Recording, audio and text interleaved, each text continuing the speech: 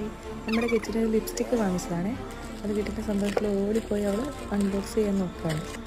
അങ്ങനെ അത് തുറന്ന് അവൾ അവളുടെ ലിപ്സ്റ്റിക്ക് കൈവശമാക്കുകയാണ്.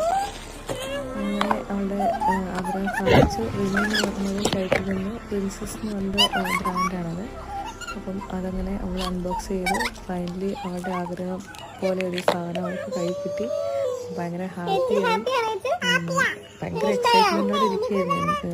ഇന്ന് വരുമെന്ന് പറഞ്ഞിട്ട് രാവിലെ തൊട്ട് എന്നോട് ചോദിച്ചുകൊണ്ടിരിക്കുകയാണ്.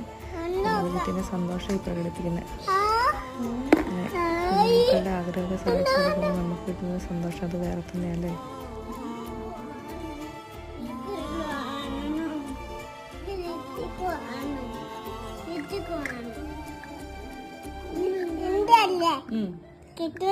എന്താ